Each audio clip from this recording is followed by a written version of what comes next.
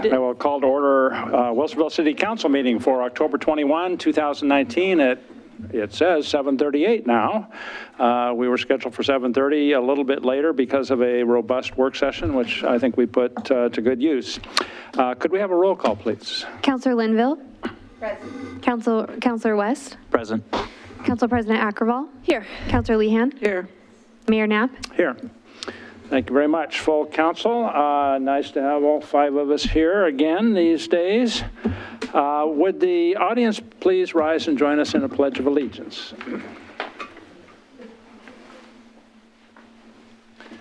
I pledge allegiance to the flag of the United States of America and to the republic for which it stands, one nation under God, indivisible, with liberty and justice for all.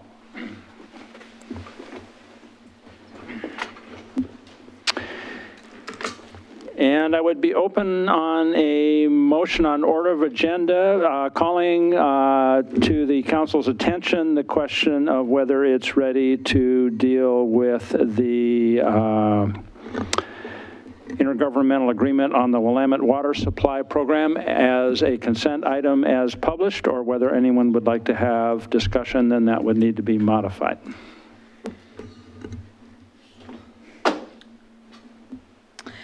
Is there a motion on agenda then? Yeah, I'd like to move to take it out of the consent agenda. You would like to, okay, so that does not need to be a motion, just a request, and we can then entertain a request to approve the agenda as published, except for removing that item, Resolution 2770 from consent. Your Honor, I move to approve the agenda and move the item under the consent agenda to new business. Thank you. Is there a second? I'll second. Moved and seconded. All in favor, please say aye. Aye. Aye. Aye. Passes 5-0. Thank you very much. Okay. We have a communications item with Republic Services scheduled here, and would welcome them to the front here. And we did have their annual report in our packet this time. Okay, thanks, Mark. Good evening. All right. Good evening, Mayor and Council. My name is Jason Jordan. I'm the General Manager with Republic Services, and I'll go ahead and let KJ introduce herself. KJ Lewis. I'm the Municipal Relationship Manager for Republic Services. So we're here tonight we wanted to provide you a presentation that goes over our 2018 annual report.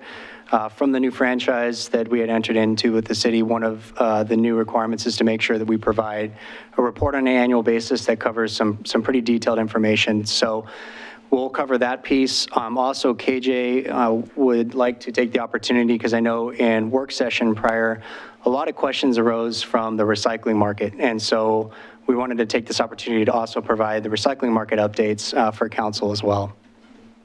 So with that, we'll move into the first couple slides here. The first one is, get you moving forward there, KJ? There we go.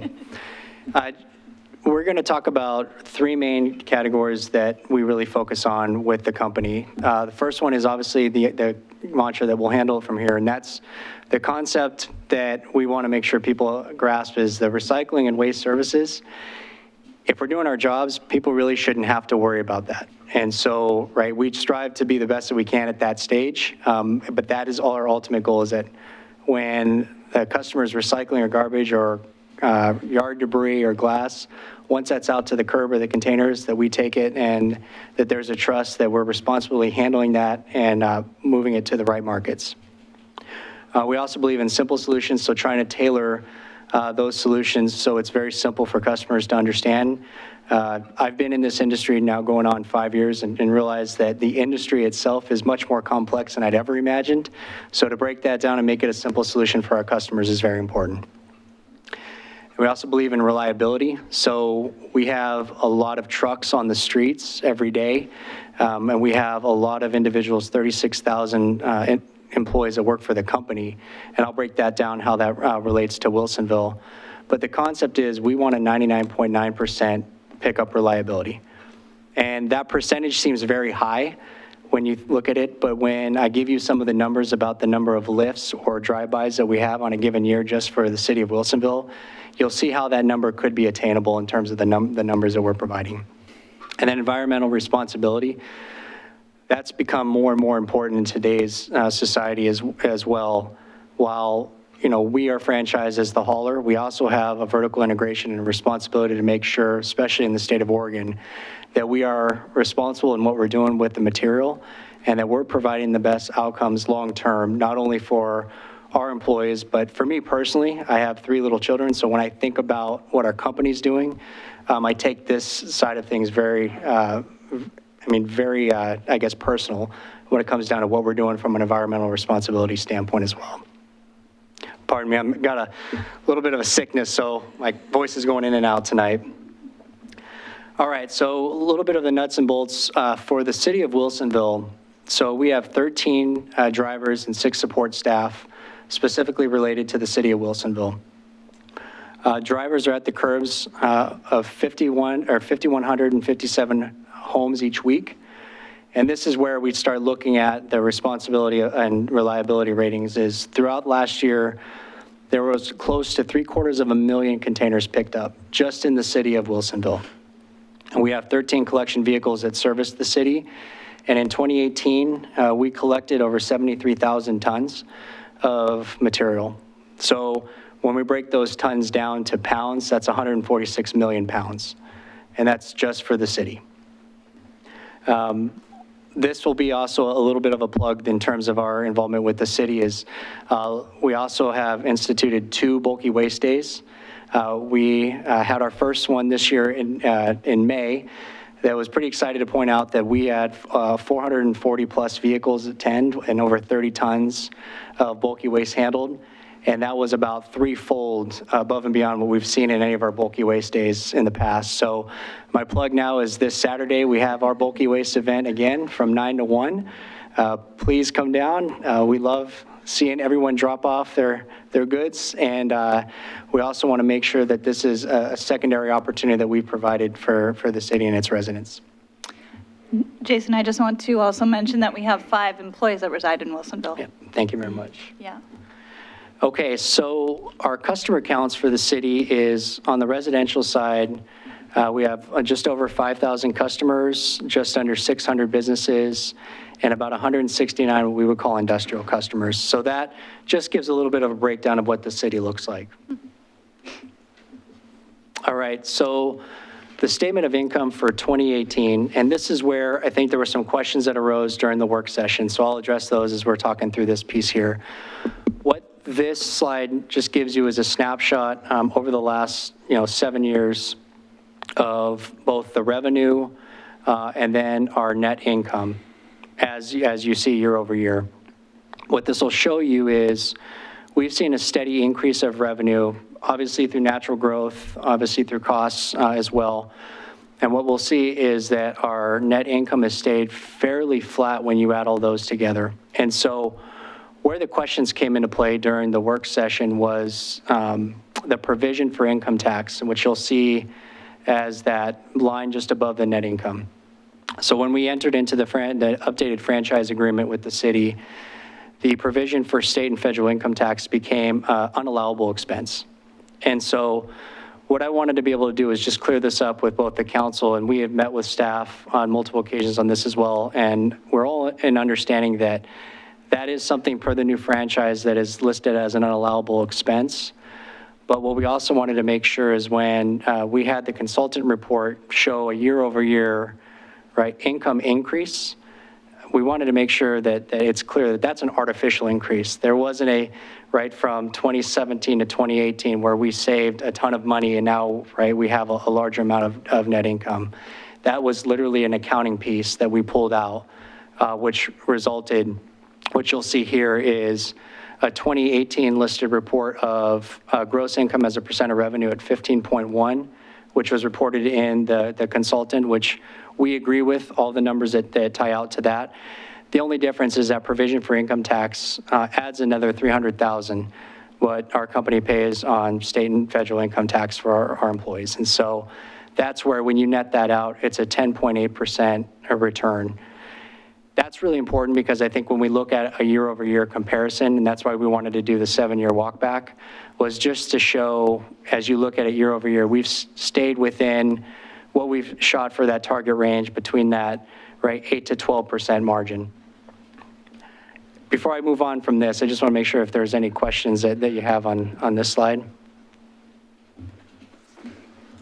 Councilor West. Do you know why there was a dramatic or significant change by looking more at by not taking in consideration your federal and state income tax? Do you know why all of a sudden there was this big? Yeah. I mean, we're year 7 you're showing us, and now there's a switch. Why? Right. Yeah, Councilor West, great question. What I will say in the spirit of transparency is that was an oversight, I think, when we evaluated the franchise agreements between the two.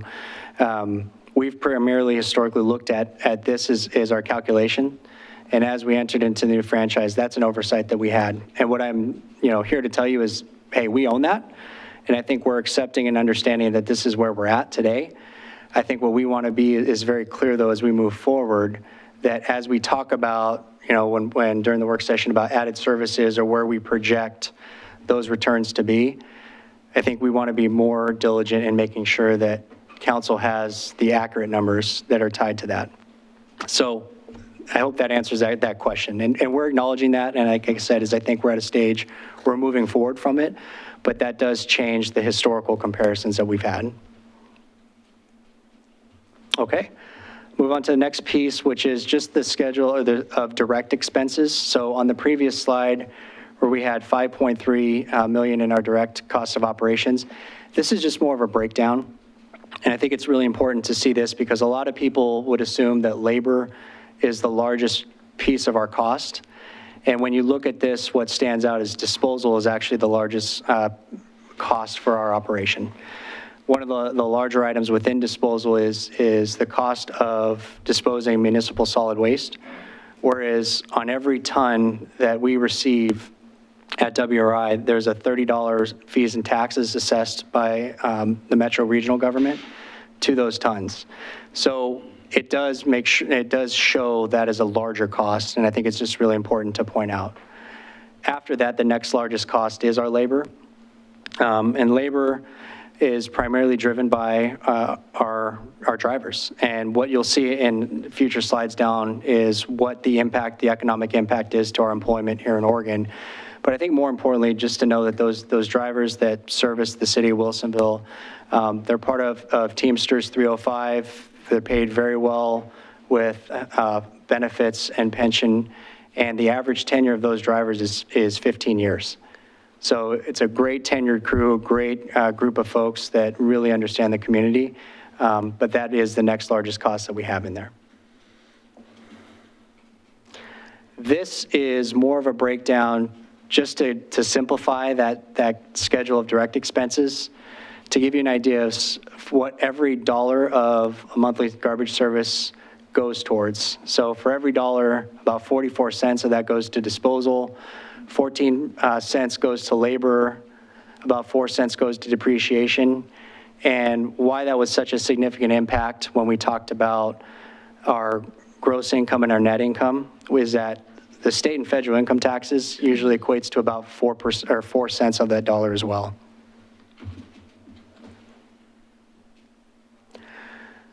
So we wanted to touch on, and this is in our annual report as well, is last year, the city, as well as many other cities and counties throughout the state of Oregon, instituted a recycling surcharge that was meant to help offset the added costs of the recycling market crash.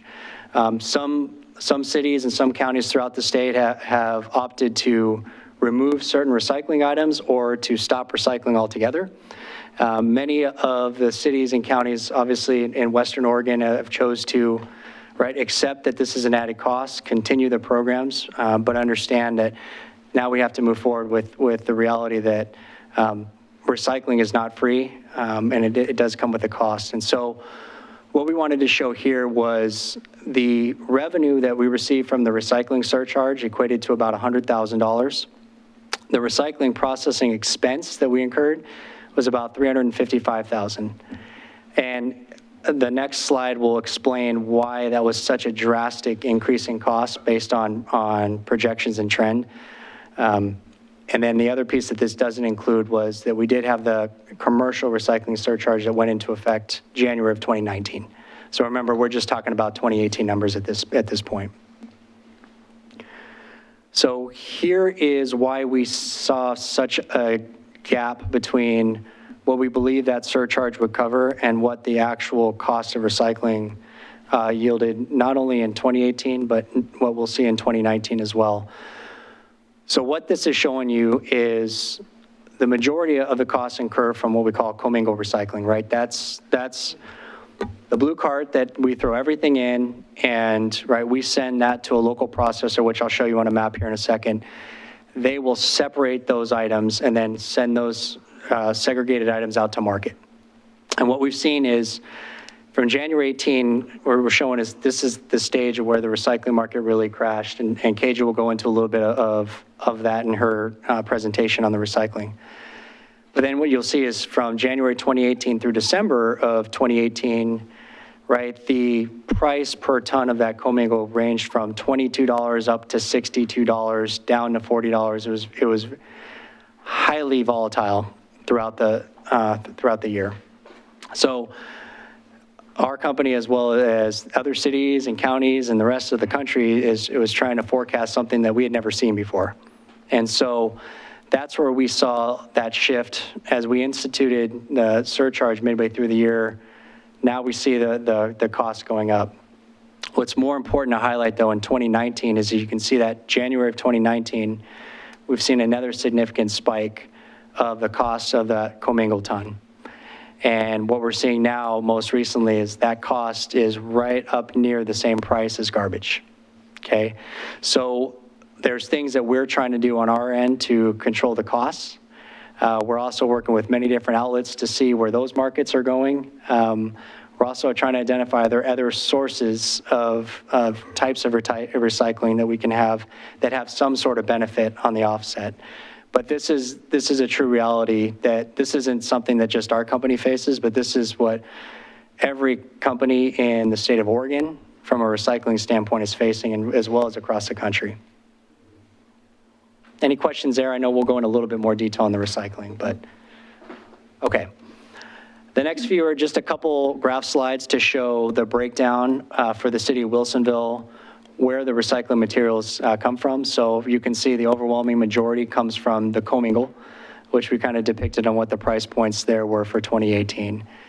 Glass rounds it out at just under 300 tons though. So that's another, again, a market that state of Oregon is pretty unique in how we manage the glass and how we separate that and still have a beneficial use for that. So this was a slide that I just wanted to make sure we address. Then this came from some questions that were brought up through the work session, as well as I think just a general understanding of the recycling market in the state of Oregon. What this is showing you is this is actually a Metro GIS map that shows all the different disposal sites, recycling facilities, different types of landfills. And while this site or this slide may be a little bit an eyesore, you can see that on the Metro website. What I wanted to be able to do is clearly show where we're sending our recycling material. And what we broke this down to is our residential commingle, our commercial commingle, as well as our yard debris.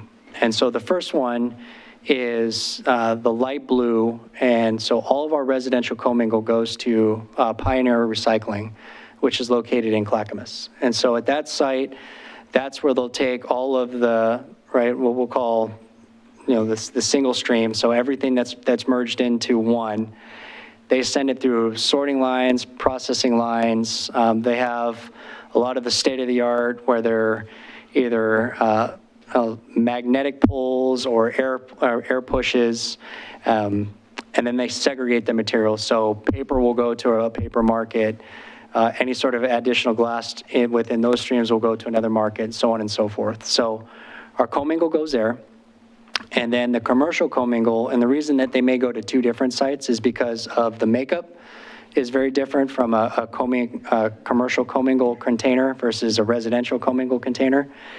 So those primarily go to EFI, and that's in North Portland. Same concept, they process it, they separate the material, and they send it out to market. And then lastly, the yard debris, as well as what potentially could be the residential food scraps, would go to PRC, which is our own local compost facility outside of Corvallis. So I just wanted to make sure that it just gives you an idea of where we're sending our material. And again, what's unique about our market here in Oregon is there are many outlets that we have here that will then export or find outlets for it that's outside of the state. All right, we're going to move into, I think what's really important that these next few slides indicate is it's very easy that one could think as a franchise and having, right, the sole responsibility for all the recycling and garbage needs that, you know, we could be inefficient or, right, make sure that you know, I guess we're not, you know, managing our money well and managing our time well. And what this is showing you is it's actually to the contrary for the most part, is that our efficiencies over the last 3 years have actually improved. And so what you're seeing on the first one is the yards per hour on the commercial is how we gauge our efficiencies, right? So how many yards are we actually picking up per hour? And what you see is a slight increase year over year there. Minutes per haul, right, on the industrial side. So how many minutes does it take for us to pick up a drop box, dispose of it, and then bring it back to the customer? And you'll see that that's actually decreased as well, which means that we're becoming more efficient in how we're servicing our customers there.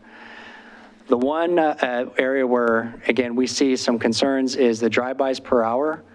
While we've seen that increase, just like anything typical with transportation, growing transportation, higher traffic, those could slow down the process as well. So what this still is depicting, though, is our concentration and our focus and our tracking of those efficiencies year over year. Any questions there? You can go back.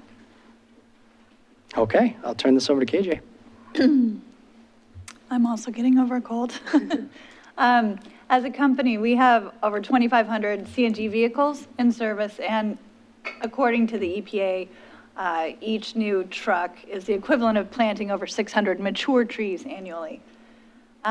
Here in Wilsonville, we have 22 new CNG vehicles servicing the community and outlying from our campus down the road, and it's equivalent to 13,200 mature trees planted this year. And they're quieter. And one thing I would point out there is for those that remember in 2016 is when we commissioned our CNG fueling facility at WRI in our Wilsonville facility.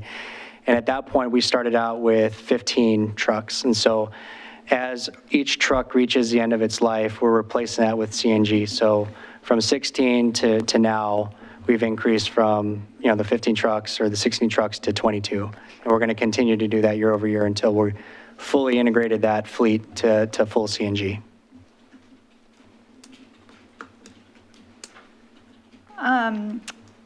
We also keep track of our customer service complaints. So as you can see here, these are actuals, 6 commercial complaints, and this is in 2018, and residential complaints, 16. But this is the percentage of those, if I can toggle back and forth here. So of our commercial customers, 6 complaints equates to about 1% of the customers that we service. And of 16 residential complaints, that's equivalent to about 0.31.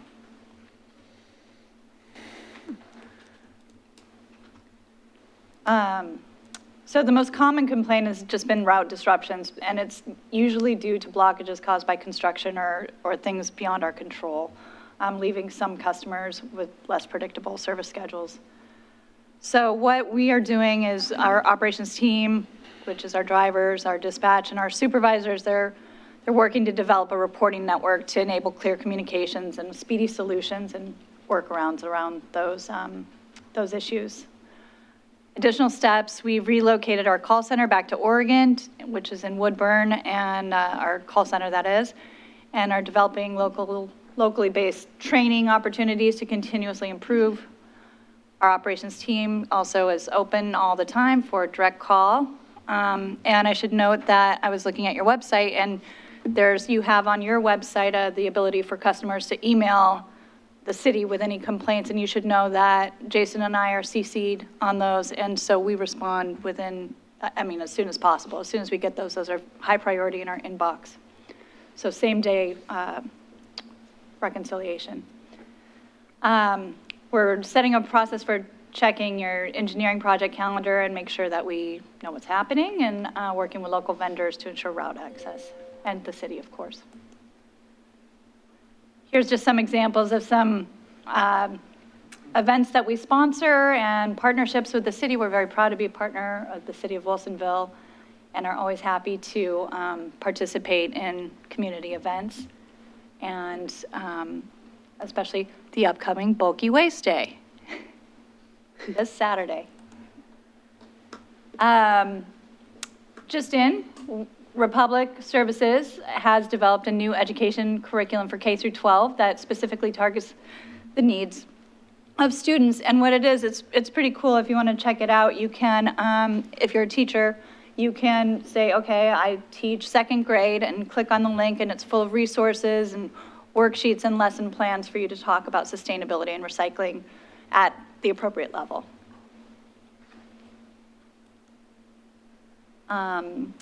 We have an annual sustainability report. Hopefully you received that earlier today if you hadn't read it before. And also this is also fairly new news. We've become the first solid waste and recycling provider to have our emissions reduction target approved by SBTi as consistent with levels required to meet the goals of the Paris Agreement. So I would say that we are the leader in thinking about reducing greenhouse gas in our industry right now.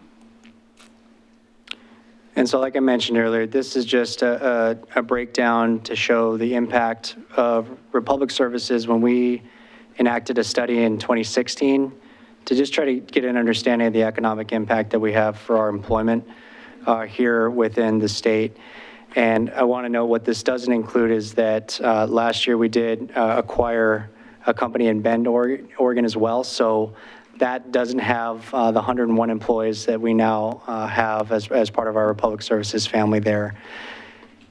The concept here is I just want to make sure that as we continue to be partners with the city, and obviously we are housed right down the street, and we take a lot of pride in that. And I think what you would see is if our drivers were here talking about how 2018 went as well, you'd hear a lot of pride in their voice about how they service the community, how important they view the customers, and how important that they view, right, this continued partnership. And so hopefully the report gives some of the metrics and results of 2018, but I think more importantly shows the partnership that I think we've had over the number of years, but I think more importantly, the exciting piece of 2019 and beyond that we're starting to continue to develop and grow into as the markets and this crazy industry changes, and to make sure that we're here to support the city in that realm. So I guess before we broke into the PSA on recycling, are there any questions that council has on the 2018 annual report? Council, questions? Councilor West. I noticed you had a little bit different figure, or it was configured a little differently on your presentation. Am I reading that correctly? When I see Wilsonville specific donations of $22,000 plus, is that the amount of charitable giving that you guys budget to pour back into our community? Am I understanding that correctly? That's also the equivalent of the free services to the city. So over the year, right, this is the equivalent of what the cost of those services are, as well as some of those pieces that we're partnering with the city for. Okay, Correct. so like bulky waste day would be included in the cost of 22, okay. Right. Other questions? Councilor Lehan. Not really a question, but you forgot to mention that you do have extremely good-looking trucks Thank you very much. and excellent graphics also Appreciate it. on your trucks. Thank you. Thank you. wanted to ask the status of your work on your customer service unit. Yeah, absolutely. Great question, Mayor. So as KJ talked about, we have brought the customer service center back.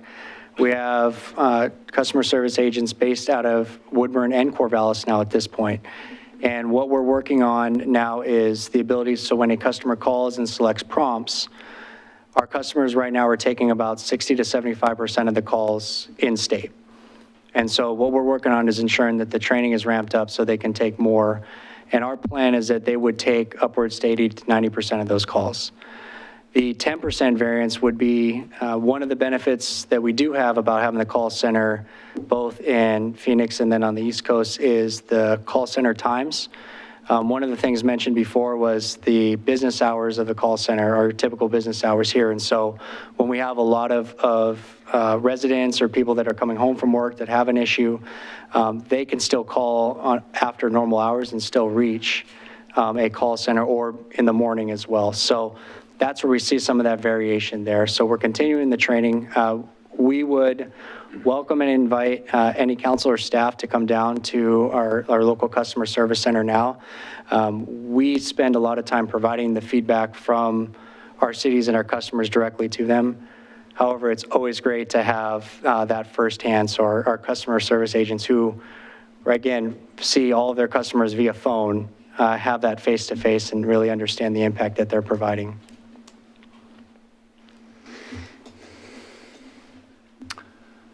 Councilor Akkerval? You may lead into talking about this more in your next session, but I just wanted to comment on the education piece on the recycling.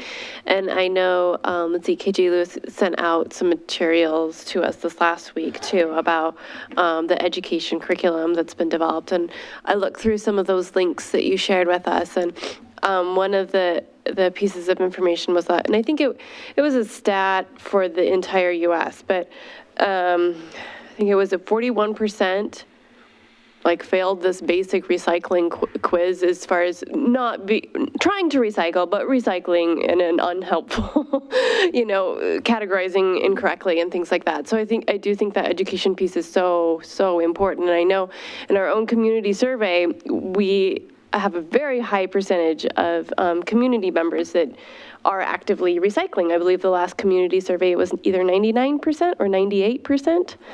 Yeah, so there's a lot of people recycling. We want to make sure that they're recycling in a good way. So I appreciate that education piece. I know we've done some stuff in the Boonesbury Messenger, which I think is really great. But every chance that we can get to get that continued message out, I really appreciate your work with that. Oh, thanks.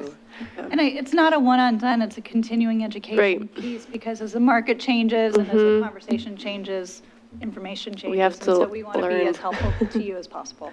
Yeah. And I would also like to point out, your staff has been phenomenal to work with in terms of seeing that as well. So even in our follow-up meetings, not only from work session, but prior, we've spent time talking about that, of how can we get this information out into the public more and Great. spending more time around that. That's great. Councilor West? In Wilsonville, we're a fast-growing little city, but we're a little city. And so the fabric of our culture here is really kind of, it's very neighborly. And I am just shocked and really impressed that the general manager and, I'm sorry for your title. It's horrible. Very ambiguous. Municipal relationship manager. And another manager within the municipal, the other manager, that people don't realize it, but the way the city and we have interfaced together to provide a level of service that I think would almost be unparalleled, where we're saying, yeah, it's going to go to us if you have a big issue and you deal with it. You can go to the city directly, but that CC's right to you. Right. They're not going to a call center. I mean, it's local, it's down the road, and you're the boss, right? And so if it needs to be triaged, it's triaged and it's handled. And I am really impressed with that type of coordination because it really means solved problems, and they just come up because that's life. And so I really appreciate that type of access that you're giving us. And I also think that you guys do a great job partnering with our values on being environmentally friendly. I know everyone on this council stresses over and over and over the importance of CO2, reducing CO2 emissions, it's just an Oregon thing. Like, we're all about being green and responsible, sustainable, and good stewards. And it's great to partner with an organization like yours that shares those same values, where I didn't know that 13,000 trees a year is the equivalent a year. That's like a forest. So it's like, I'm really proud by things like that, because we share those values. And another thing I think that's important, though, is that it seems like that we had some type of like a miscommunication on how your guys' profit comes about. And I think that you've brought fantastic illumination on like what those numbers are for you in reality. Going forward, how do you think we can continue to be good partners, especially with that issue that we had this one time, and then going forward for future goals as a city? Do you have any ideas on how we continue to be good partners? Yeah, Council, that's a great question. I think the first piece is, I think we have to continue that dialogue.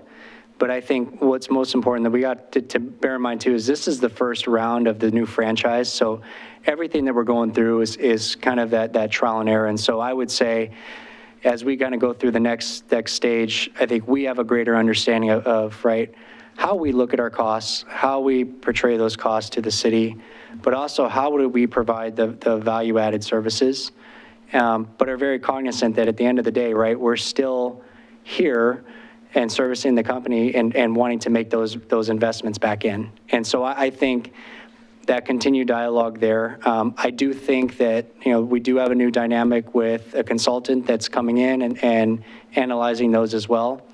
And I think as we go forward, that partnership with the consultant becomes more and more crucial, because I think that staff and council in the city are going to depend on, right, that being a little bit of a voice of reason too, of a check and balance for us, which we welcome.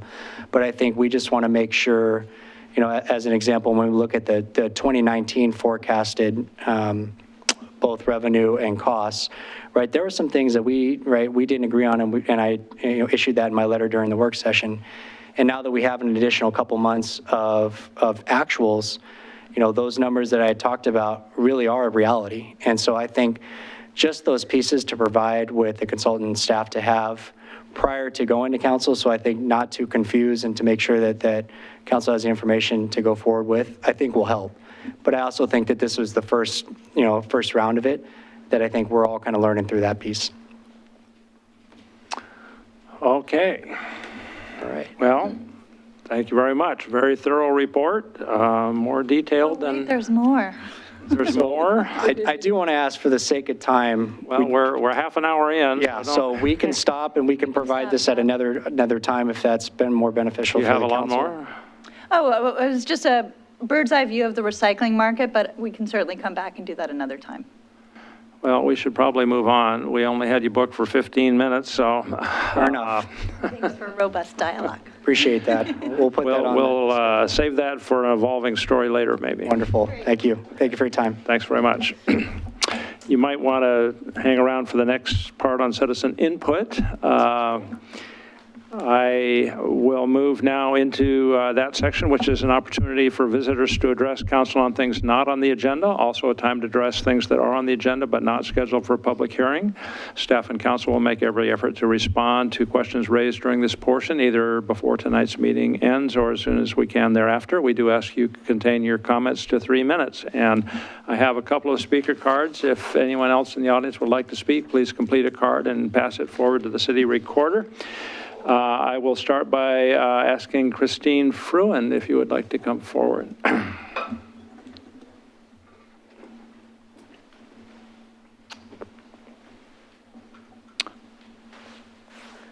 Good evening. For the record, I'm Christine Fruin, and my address is on the speaker card. I came tonight because I wanted to hear Republic's annual report. I was particularly interested in their customer service piece. And I just want to say first that I also agree with Councilor Leon's observation that trucks are attractive and their graphics are good. But I also want to say that I feel I've lived in Wilsonville for 11 years, and I feel their service has been great, and I think their rates are very reasonable. There may be other people who disagree with me about that, but I'm totally okay with all of that. In the 11 years that they've provided service to my home, there haven't really been too many issues that have come up. I did notice that in the beginning, I think when, I can't remember if they assumed the ownership from another company, but it seemed like in the beginning there were some issues about trying to get in touch with them. I remember seeing online an image of someone wearing a headset saying you can get a hold of us, but then when you clicked on it, you couldn't find a phone number. And then that eventually shifted to actually being able to find a phone number. And there was an online way to be able to complete something. And so then, since then, over the years, it has been easier to, if there's a problem, to be able to call them and talk to them if there's an issue. I also like the fact that there is a page, and I've got it bookmarked, that lists, when the garbage days change for holidays or whatever. And so I feel that they've been good about getting that information out. One of the things that happened to me recently, however, was in the last couple of weeks, and I guess I find out now I maybe am in the 40% that was not able to speak to customer service representatives at a call center that was in state. I think they were out of state. I had a pickup problem, and this call center was in Phoenix, Arizona, and I guess it had been several years or a while since I needed to talk with anyone, and I just automatically thought that I would be speaking with someone who was local. And I found out they were in Phoenix, Arizona, and they made it does that mean my time is up? It is. Go ahead and finish up if you could. They made it clear to me that they could not put me through to anyone local. And so I just feel like that for a utility company who is dealing with routes that are local, that can have some, that can be affected by weather issues, that to have to talk to someone in another state, and I ended up having to call 3 times about this particular issue. And the first call started at 9:30 in the morning, and my garbage pickup was usually at 7 in the morning, and the issue didn't get taken care of until several days later. It did get taken care of eventually, but it just was very frustrating. And I guess if I would have filled out the online form, maybe it would have gotten taken care of faster. And I think it's good to have both of those things, because if you're at work or whatever, you may not be able to, to be on a phone call and call in and speak with someone. But I just wanted to express that. I wanted to hear I just wanted to come and hear the report and all right. Well, express thank that you information. thank you for your perspective. Okay. While they're here. Okay, thank That's you. good. Appreciate it. Mr. Rich Truitt, please.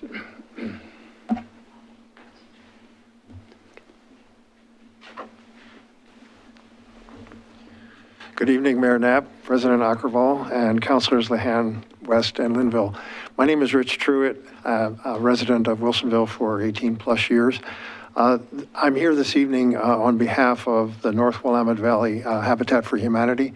My purpose in being here tonight is to acknowledge the efforts that the city is undertaking to develop a strategy for equitable and affordable housing. And I just want to offer our assistance as a nonprofit organization that is involved in providing housing opportunities to folks of limited income. And if there's an opportunity for us to work with the city as you develop that strategy, I would like to offer our services in collaboration in trying to achieve that. I did have the opportunity to sit in on the work session earlier, and I was particularly aware of some of the comments about specific objectives, and that's something that we're proud of at Habitat. We actually provide housing opportunities. Our local chapter last week began groundbreaking for our 48th unit. Later this year, we're going to start development of our first triplex. So we're in the business of providing housing, and we think we do a fairly good job of it. So we look forward to an opportunity to work with the city in whatever way might be appropriate. As a small part of it, obviously, it's a large issue and would need a lot of partners, but we're happy to be one of the partners.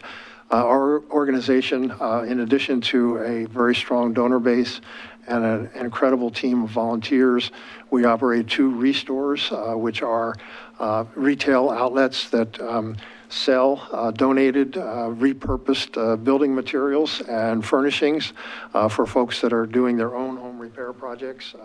Those 2 centers are located in Canby and Woodburn, and they help fund the building activity for our homes. Of the 48 homes that we have constructed or are in the process of beginning the 48th, we still have mortgages on 28 of those homes. So the other 20 folks have already paid off their mortgage, and the repayments of those mortgages serve as a kind of a revolving fund in which, as those payments are made, we're able to use those funds to invest in other homes going forward. So with that, I would just, again, offer the services of Habitat for Humanity. We're happy to work with city staff, the task force, planning commission, and city council, whoever is involved. And if there's anything we can do to assist in developing that strategy, we're here to assist. Thank you for your time. Thank you very much. And I understood from private discussion earlier that you have been in touch with specific city staff, so they also have your contact and they understand what Habitat is interested in working on. Yes, that is correct. And we also did have occasion to meet with some of the members of the task force, and we shared that also with them. Good, very good. Well, that's great work. Appreciate it. Okay, thank you. Thank you very much. That's all the speaker cards I have. Is there anyone else that would like to speak? If not, and I'm not seeing anyone, I will move to mayor's business. And I don't know that I've got my crib sheet here, so I'm going to have to look at my calendar, if you would. If my phone will recognize me tonight. Oh, here we go. Let's see. Trying to think. I attended the T2020 task force hearing downtown this last week, working on the proposal for a suite of projects to put in front of the public for a transportation bond proposal a year from now. It's a long process. There's been a lot of interesting discussion. In fact, a very interesting alternative proposal that would direct a significantly large amount of funds toward transit came up this past week, and whether it has any traction or not, I don't know. I've routed that to our SMART director, and I've also been in communication with the TriMet director, so we'll see if there's any interest in that particular alternative as that goes forward. We're also working with partners in Clackamas County on the RFFA, they call it, Regional Flexible Funds Allocation, which is monies that will become available in the 21 through 2023 cycle, which there are different cities already putting in proposals for to be considered for those funds, and Wilsonville is not in the running on any one of those in particular, but there are a variety of different proposals. Those funds are normally used for alternative modes, not for highways or roads. And so there's a lot of different proposals to build additional bike lanes, to improve roadways for alternative modes, to make connections where there aren't any connections. And we'll see, Clackamas will have a suite of proposals that goes forward on that. The pot of money is not that large. I'm trying to think. It's $30 million for the entire metropolitan region or something like that. So you break it down by county, you break it down by jurisdiction. It ends up being fairly modest, but it's a source for funding for alternative transportation projects that might not otherwise get funded. So working on that too. I think I will leave it at that for now. There's plenty of other things happening and upcoming, but I'll report on that later. That would give us a chance then to ask councilors for any comments they wish to make at this point. Councilor Akkerwald. Sure, thank you. Let's see, this last Wednesday, I was able to attend the Chamber Morning Spark that was hosted here at City Hall. And that was a good opportunity to interact with that group and welcome that group into our space here at City Hall. I also was able to attend the Equity Summit, the Multi-City Equity Summit that happened this last Saturday at Lake Oswego High School.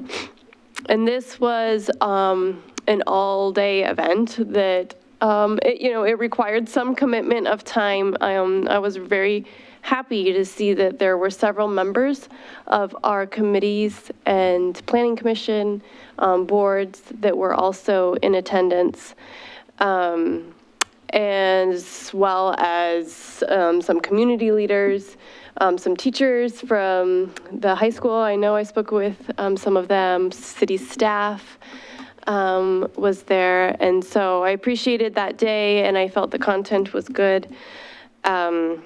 I think the work of that area isn't something that can be done in one-day seminar.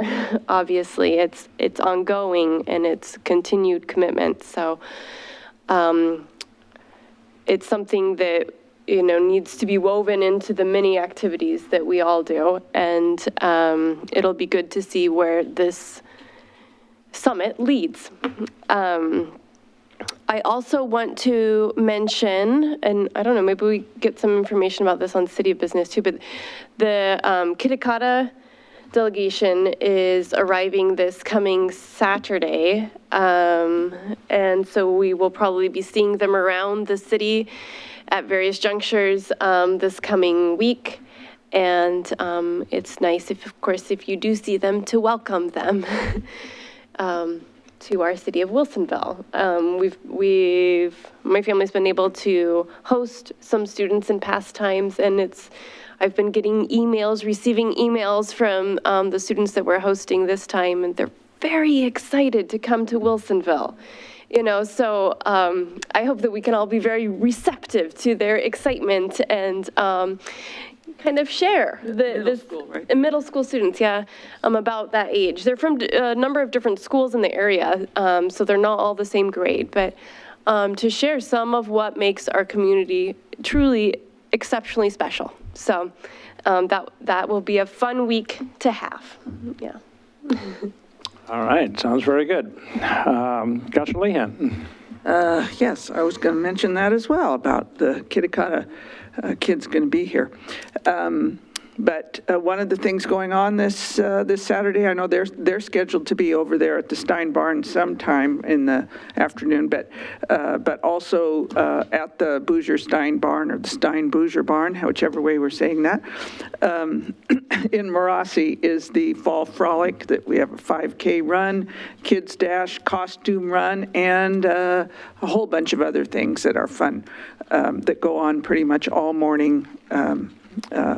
Fun hay rides and other things. So it's a lot of fun, the Fall Harvest Festival. The thing I wanted to mention as far as what I have been involved in here in the last couple of weeks is I have ever nominating heritage trees person. The current ones I have before the State Tree Committee that will be meeting at the Steinbouger Barn on November 1 is the Walnut Orchard in Marassi. And I have nominated that for State Heritage Grove status to tell the story of walnuts in Oregon, because it was a massive boom and bust industry. A lot of people lost a lot of money on the walnut industry because we could not keep up with California and a whole bunch of other things, which I'll go into. I am doing a program for it for McMinimans next year on walnuts and filberts, but it will be if we are accepted, and I've been working with Mike McCarty and Parks and Rec and the arborists to get that nomination together, and they've been very helpful. But if we are successful in having that one, plus the cable trees, plus the RV short tree we already have, we'll have more state heritage trees than the city of Portland. Oh, jeez. Well, shame on them, man. So anyway, I'll let you know how that goes after November 1st, if they like them or don't. All right. Anything else? No, can't think of something else. All right. Sounds good. Councilor West. I don't have much to add. You guys all said fantastic things coming up. I had a really productive meeting again with Representative Neron and the people from Universal Health Systems this last week. And they're going to put together some actionable items that I will hope to bring back to the city council once again. So those are coming. I went once again as a private citizen, but I hope to bring back some great actionable items for us to consider as a group. And when you guys go out to trick or treat and have kids come to your house, make sure to plug into your communities and have a great time. Be safe, wear bright colors, all the public health stuff that you always get from me all the time that I talk about. And so have fun doing that. Enjoy your families and communities. I know that Villaba will be busy and hopping as normal with lots of cute kids in costumes. I think we had like almost 200 kids last year or something. It was the doorbell was on fire. So, but it was a lot of fun. So enjoy that time. And then, yeah, I look forward to our next meeting on the 4th. All right. Thank you. Councilor Linville. Thank you. I was able to attend the Rotary celebration that was welcoming the Sri Lankan Rotarians and represented the council and the city in that event. Interestingly enough, I think as you might have read in the spokesman, the impression that people have from other countries about the United States and about communities is often very different from what they experience when they get here. They were very excited. I think the Rotary did a wonderful job, and I think the Leo Consulting Group as well in taking them around. They were able to visit some agricultural areas. They got to see our airport. The event was held at the World of Speed, and so I think that added a little bit of excitement to their visit. But they were very appreciative of their time here in Wilsonville, and I was happy to be there at that event. I also attended the French Prairie Forum this past week, and one of the items that was on the agenda that I thought was really quite interesting and might be something that our city probably is already involved in or may need to strategize about, and that is the 2020 census. And one of the issues that was brought up during the presentation, and it was a very good presentation, was the concern and fear that some of our citizens have about disclosing their information and the impact, the economic impact that that has, particularly on our state. And I think that sometimes people don't realize that that information that goes into the census is all confidential. It is not released. But the finances that come to the state of Oregon as a result of the numbers of people that are counted is just a phenomenal number. And it funds, and I'm I have an entire page of what organizations those it funds, but it funds for just a few is the National School Lunch Program, Head Start, WIC, federal transit formula grants, the school breakfast program, home energy programs, and just many, many more. And so it is to our advantage to help our citizens, I think, understand and participate in the census.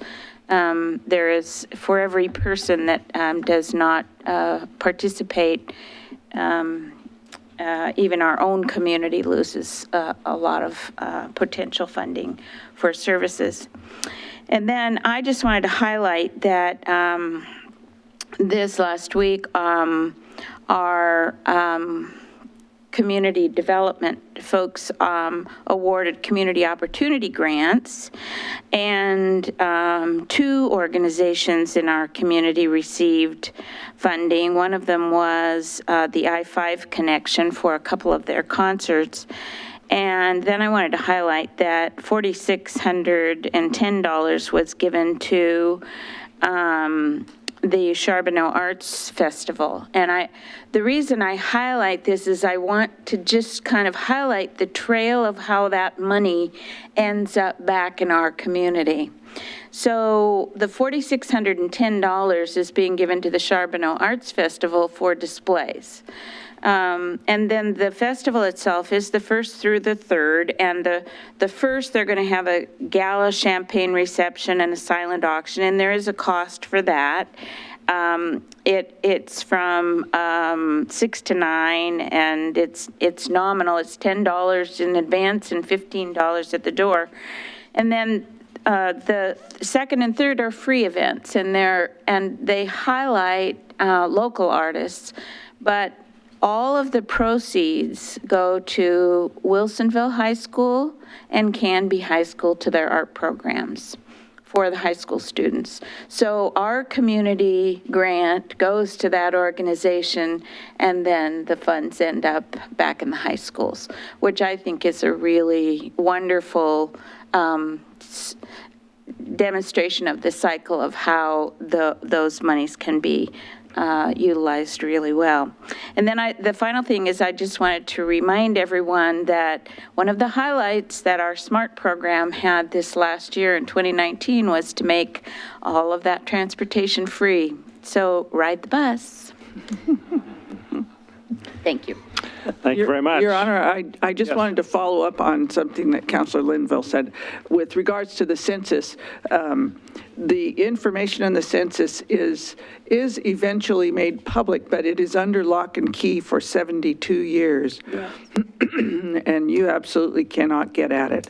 So the last census that is available for us to see is the 1940, and you have to wait until 2022 to see the 1950. But unfortunately, I won't have made the 1950 yet either, so I got it. Because I wasn't born then either. So anyway, it is public eventually, but it's 72 years, so you have to live a long time to see yourself in the census. All right. All right. Do we have Ms. Troja, a staff committee working on the complete count thing, we had them come from the federal government to speak to council some months ago. I don't know. I do not know the answer to, hold on. I don't know the answer to that question, but I can certainly get back to you all Yeah, with it. the suggestion was that cities could have a complete count committee, which would somehow interface with census folks to be sure that they were reaching all the different segments that local people might know within the community, but might be hard to access for someone from outside. It seems like that's something that might be worthy of some of our joint efforts. Okay, thanks very much. And wanted to remind you that leaf drop-off day is on the 9th of November, coming up here at Wilsonville City parking lot. So City Hall parking lot. So as the leaves trickle down upon us, there is one way to move them out. Please don't just leave them in the street, because that's not what our street sweeping is trying to do. All right, why don't we move along then? We could ask at this point for the reading of the consent agenda. Oh, but We it's don't not have one. business. Yeah, I think, We don't have Oh, one. we moved took it off of but I consent, can right? read it So- as the regular agenda. All right, so that will be the new business agenda then. Yes. Okay. New business, resolution number 2770, a resolution of the City of Wilsonville authorizing the city manager to enter into an intergovernmental agreement with Willamette Water Supply Program Commission and Tualatin Valley Water District for the Raw Water Facilities Project. Okay, so we have city staff here. We did have discussion in the pre-meeting work session. Can you give a brief overview, if you would, please? Because we probably have a few, at least, citizens watching on TV. You bet. Hi, good evening. My name's Delora Kerber. I'm the Public Works Director. And Patty Nelson, city engineer. Yes. And for us tonight is a resolution for the a fourth agreement that we are having with the Willamette Water Supply Program. Previously, the city had signed 3 other agreements, and this has to do with a large water pipe that is going from the Willamette River all the way up to Sherwood, where there will be a treatment plant, and then the water will continue on north up to Beaverton and Hillsborough and Tualatin Valley Water District area.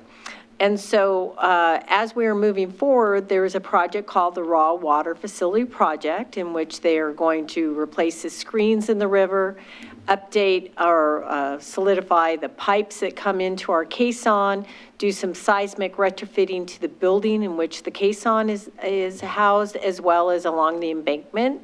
They are also then taking a 66-inch pipe. They will run up through our Willamette Water Treatment Plant Park. They will be building some ancillary equipment up on what we call the upper site on the treatment plant park. And with all of those, we are looking at asking for some additional compensation as the design of that project has further encompassed or encroached onto our property. And as part of that, then in turn, we are getting some compensation. One is such that when they remove and relocate 2 of our raw water pumps, they will take them out, inspect them, and then refurbish them as needed before they put them back into the 2 new slots. They will give us some monetary compensation of $50,000 to be able to put on baskets on the bottom of the pump, which help with alleviating cavitation in the caisson. We are also getting upgrades to the pedestrian path through the park. We're getting a new overlook at the park, as well as some additional trails, viewpoints out to see the river and then down towards the river. We are having fiber put in for us, for park users, as well as having them connect up a domestic water line. I don't know if we... Yeah, kiosk, yeah. The entry kiosk to the treatment plant, they're going to refurbish that or relocate that for us as well. And so for all of that, we are allowing them to construct their project through the city of Wilsonville's property. And so that's what the resolution is tonight. Okay. Council, questions for staff? or a perspective that you want to get out on the table here? Councilor Linville. Some people might ask, well, it sounds like we're getting a few things out of that. What's the benefit to us to be able to do this outside of being really good neighbors and helping our neighbors to the north get supplement their water supplies? Well, sorry. So you have a dollar figure, I believe. What is that dollar figure that actually ends up being a benefit to the city of Wilsonville and participating in that project? All right, thank you for bringing that up, yes. And so there was an analysis that was done for all the compensation for this current resolution that we are talking about, that the Willamette Water Supply Program had put together. And when you add up all the various elements that we're getting for this particular resolution, it's approximately $2.5 million worth of compensation. Delora, I think she might be asking about the total compensation to run the pipe through Wilsonville. Okay. So in previous agreements, we also had negotiated over $17 million worth of payment for leasing of the area to put the large pipeline to run all the way from the Willamette to the northern end of the city limits. We also had received seismic upgrades to the embankment of the river, which will benefit us from holding back our raw water facility, and doing seismic retrofitting to the building itself. Plus, we are also getting another 5 million gallons of capacity in our raw water facility project. Thank you. You bet. So since we're this far down this discussion, there's one more item that I think we should mention, and that is when we originally built the treatment plant, which was controversial to start with for our fresh water, but we needed a water source that was reliable. The water district came in as a partner, and the agreement that we had at that time was that whoever drew the most water through the plant would have controlling interest and would operate the plant. With this change of this big pipe system going through there, that condition would have meant that somebody else controlled the Wilsonville Willamette water treatment plant because they would be drawing more water through it than we did. As part of this big project, we were able to negotiate that clause would be modified and that Wilsonville would continue to be self-determined in being the operator of the treatment plant, regardless of the amount of water that somebody else was drawing through it. To me, that's a very significant piece because it gives self-determination to our city in a way that we might not have otherwise. I talk to and observe other cities around the region and around the country that are very dependent on outside entities to provide critical services that they do not control. And it's an entirely different situation when the city itself has determination over those. So I think that that's a valuable asset for Wilsonville, and was very pleased that our legal staff and others on city staff were able to work that into the deal as part of the compensation that Wilsonville received. So I think that's important. I concur. So, any other questions for staff? Any other information we should have? Councilor West? I guess my simple question is I think the mayor's correct that that's probably the biggest concession there. Value-wise, with these small improvements that we talked about last work sessions along the bank that you just mentioned with the 2.5, am I correct? That's, Yes. yeah. All So added together, yes. when it's all, would you, I mean, I guess I could talk to the rest of the council. Do you guys, so that would be the 17, the 5, plus the 2.5, plus all of the other retrofitting, that's our total compensation, right? For all, yes. For all of it. all And elements. for using that part of our land, I guess I'm asking for an opinion. Do you feel like that is really fair compensation for, or do you think we're getting a great value in that part of the deal? I guess. I believe we're getting a great value. And I would probably trust your expert opinion on that too. I just want to make sure that we're getting the best possible deal out of this, that we're getting on top on it. So I guess that's why I ask is like, when we look at the total package, but that one specific, that part that we're talking about tonight, are we getting really a great value out of it? Are they giving us a lot for that is my question, I guess, comparatively. I would agree. I think it's a fair compensation for what we're getting. And when it's done, like the overlook and the trails, I mean, these are greater amenities. We'll be able to use the $17 million in payment for whatever type of project that we want in the future. And then we also are getting some improvements around the city, having to do like the turning radius there by the Fred Meyer's gas station. Very problematic. There are pipes going through that area, so as part of the deal is they have to rebuild that intersection. So all of this transpires over the coming, where are we now? 7 years or? You mean how far in are we? Well, yeah, when is it supposed to be operational? Yeah, They're supposed to be done by 2024. Yes. 2024. They need to be operation by 2024. They go off of Portland Water in 2025. Yeah, so we're down about 5 years out now, so we've been working on this a long time. Yes, yes. All right. Council, any other questions? If not, what's your pleasure with regard to Resolution 2770? Your Honor, I move to approve resolution number 2770. Thank you. Is there a second? Moved and seconded that we approve Resolution 2770. Discussion? I think we've been talking about it somewhat here, a little bit ahead of the game, but all of these pieces fit together and are really necessary for the entire project to move forward as it has been envisioned. So we are collaborating with our neighbors at the same time. So, all right, if there's nothing else, I'll call for the vote. All in favor of the motion to adopt Resolution 2770, please say aye. Aye. Aye. Passes 5-0. Thank you very much. Bringing us to City Manager's business. Thank you, Mayor and Council. So just a couple of things. I think we talked about this before the meeting, but you all have a card in front of you for the Imagination Library, Toast to Imagination. And so if you haven't already done so, either give it to Kim or contact Zoe and let them know if you're going to be attending that. It really is a wonderful event. I think I've gone every year that they've offered it, and it's a fantastic opportunity to support a great cause, but also a chance to interact with folks from the community. So it really is a great event if you can do it. So as I mentioned in work session, I wanted to give you a little bit of an overview on the parking concerns that residents have raised in the Meadows neighborhood, specifically on Meadows Loop.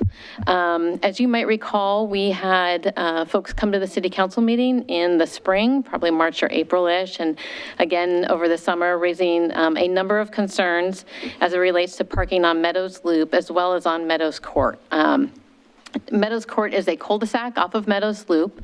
The residents that have come and talked to the city council live on Meadows Court, and they've raised a number of different issues. So I thought what I would do is just to kind of give you an outline of what those issues are and let you know what's been done and kind of where we're at on that. So I'm just going to go through them. Some of these you've already heard before, but I think it's good to kind of just refresh everyone, especially since I know they've reached out to at least a couple of you as it relates to some continual concerns. So in the spring, they came to you with a concern about the fire hydrant on Meadows Loop, that people were parking in front of the fire hydrant, that they weren't able to see that fire hydrant due to its location. The fire hydrant is set back off of the street.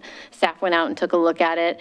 And given the kind of unique situation of that fire hydrant, where it's located, it is a little bit difficult to see. So we did install no parking signs on both sides of that fire hydrant, and our code enforcement, code compliance coordinator goes out there on a daily basis, not just looking for this, but looking for other concerns, parking concerns in that neighborhood, and we haven't seen any issues with people parking in front of that fire hydrant. So I think the installation of those signs has certainly helped quite a bit. One of the other things that they mentioned was fire trucks unable to access their neighborhood due to some concerns that they had about people blocking the access into the cul-de-sac where people were parking too close to the corners there or were parking where they shouldn't be parking. So they had expressed some concerns to the city council that fire trucks may not be able to access properties in an emergency if they needed to do so. So TVFNR went out there on 2 different occasions, one on a weekend when you would have folks that were home on a weekend and cars would be parked on the street for folks that live in that area, as well as during the school day when you might have high schoolers that are also parking on the street in that neighborhood. And they went through there with their fire apparatus and said that they didn't see any concerns or any issues with them accessing any of the buildings or structures in and around that part of the neighborhood. They also have a system at TVFNR where they can kind of track. They can go back and look at history to see if on any other previous calls that they may have reported any problems accessing any structures out there. They went back and looked at that for us as well, and they didn't find any concerns. Speeding, there were some concerns brought up about speeding on Meadows Loop. And so we have a brand new speed sign, I would say. It's not a cart, it's a new sign. And it's been actually quite useful for us. We've had it for maybe 6 months or so now, and we've been rotating it around the community, in addition to the speed cart that you probably see out and around neighborhoods. But we conducted speed studies on that street in both directions, both during school, so when the kids are in school, before school, after school, and on weekends, and found that speeds were actually lower than what the speed limit was posted. So we had that speed sign out for, I think, about 3.5 weeks total. So just so you're aware of that, we gathered a lot of really good data, and I can provide you with all of those detailed data if you would like it. That's just kind of a high level. There were some concerns about lack of police patrol and lack of just general patrol of any kind of parking violations. As I mentioned, we have a code compliance coordinator. His name is Holt Cazell. He goes out there daily. If not daily, it's every other day. This is part of his routine patrols of the community is Meadows Loop and Meadows Court. Just looking and making sure that people are following the laws in terms of where they're parking and ensuring that there aren't any violations. And if there are, we're handling those appropriately. But I think it's important that you know that we are giving a lot of attention to that street and to that neighborhood, because I know that there's been concerns about parking out there. And so he is just making that part of his regular patrol. So he is out there. Cars parked too close to the intersection of Meadows Loop and Meadows Court. That was a concern that you've heard a couple times from residents, and I think it's been brought up again, probably most recently. Certainly, I think some of you have heard from some residents probably within the last few days. So one of their concerns that they brought to us was that cars are parked too close to where you enter Meadows Court. So from Meadows Loop turning onto Meadows Court, that the cars parked on Meadows Loop are parking too close to that entrance to Meadows Court, which is a cul-de-sac. And so those folks that live on Meadows Court and are trying to exit their street onto Meadows Loop have difficulty seeing around. And so it's a sight distance issue was the concern that they brought up. So last week we installed signs that are 20 feet from the intersection there that say no parking. It's an ORS regulation that says you cannot park within 20 feet of an intersection, or what they call a crosswalk. So even if there isn't a crosswalk striped there, it's still considered a crosswalk where a pedestrian would actually cross. So that is an ORS regulation that you can't do that anyway, even if there aren't signs installed. But because we had heard these concerns from the residents that people were still parking too close, even though legally you're not supposed to be doing it. Folks don't always know what 20 feet is when you go and park on a street. They don't, have a concept necessarily of how much distance that is when they get close to the intersection. So last Thursday or Friday, Dolores Cruz went out and installed 2 signs. So just to delineate that you can't park within 20 feet of that intersection, to hopefully alleviate some of those concerns that the residents had brought up in Meadows Court about being able to exit their neighborhood.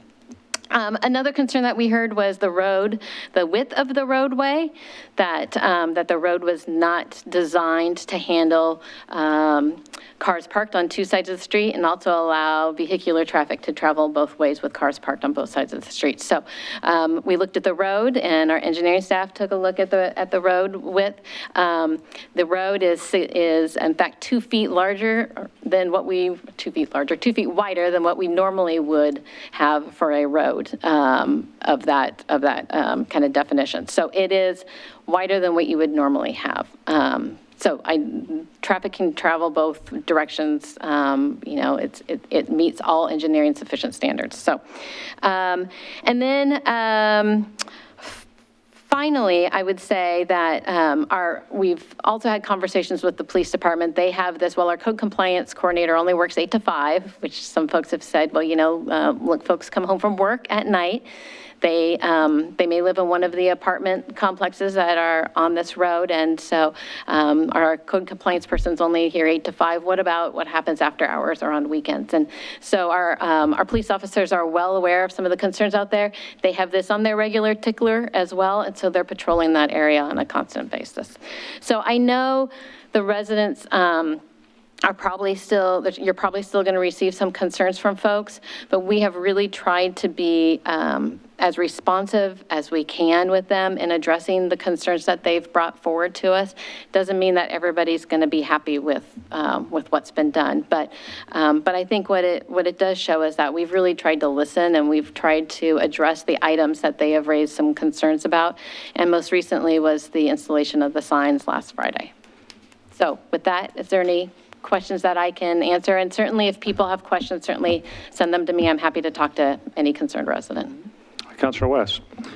So like I said earlier, I met this week with some of the residents for a while, and there seems to be 2 trains of thoughts and asks. So I think we should know what those are.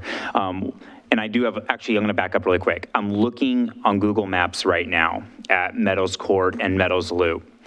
And I understand that on Meadows Loop, you guys put in the OR to comply with the ORS statute that for the 20 feet.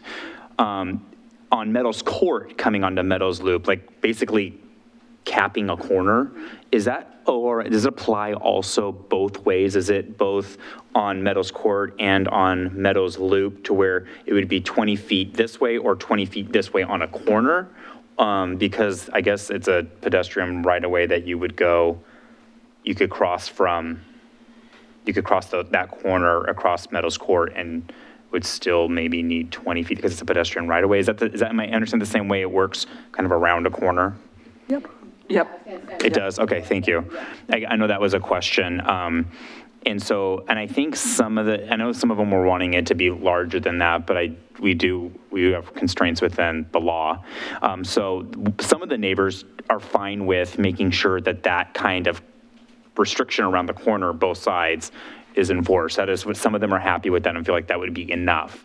Some of the neighbors want an additional parking restriction specifically from 8, I believe it was from 8 in the morning until 3 in the afternoon, or 8:30 in the morning to 3 in the afternoon, no parking on their streets. And they already had from 10 p.m. till 6 p.m. That was already with an apartment issue and some public safety and health issues. I talked to Brian, he said that's true, that they already have that. But some of the neighbors are asking for the additional daytime blocking of making it without a permit, not legal to park there. So it's kind of 2 trains of thoughts. One train of thought is they want the parking restrictions and they want those corner caps like we begin to do. And some of the neighbors seem to be really pleased with just making sure that they can't park kind of on those corners, like how it has been described.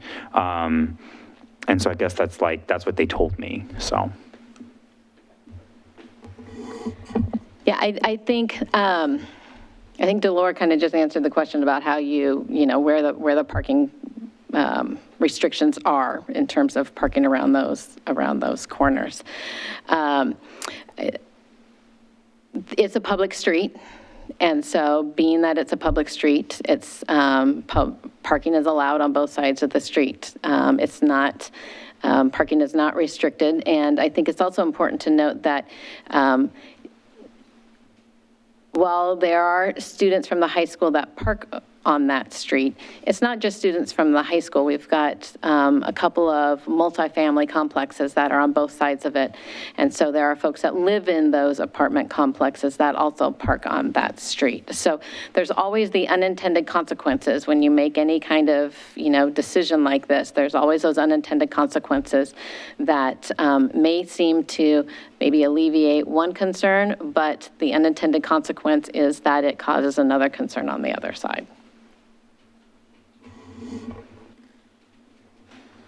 So signage that just went up last Friday has not had a chance to really be taking effect or for people to become aware of and whatnot. I assume that we'll follow up over time to see if those signage are proving to be effective or whether we need any additional signage or anything. Sure, and as I mentioned, our code compliance coordinator is out there daily. So he's kind of our eyes and ears out there. He's monitoring the parking on a regular basis. He's monitoring the volume of cars that are parked there. And so he will be the one that'll be kind of monitoring the effectiveness of those signs. So yes, we will certainly gather that data.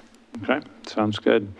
And that special speed sign, it collects data as well as...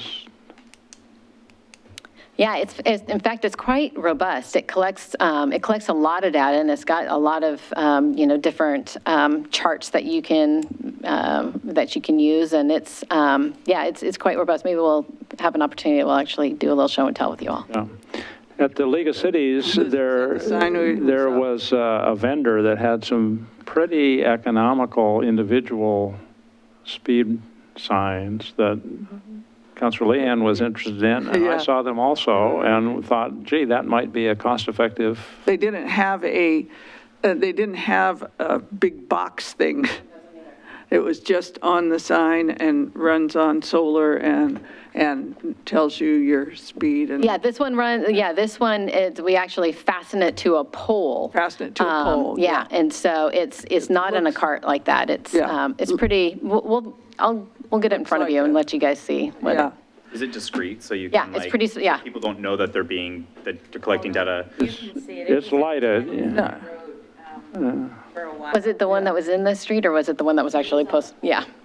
But it is something to consider, not that sign particularly, but, signs generally, yes, we could put a sign at every crosswalk and every crosswalk and every crosswalk, and the visual clutter would just be horrific. It would make the neighborhood look terrible.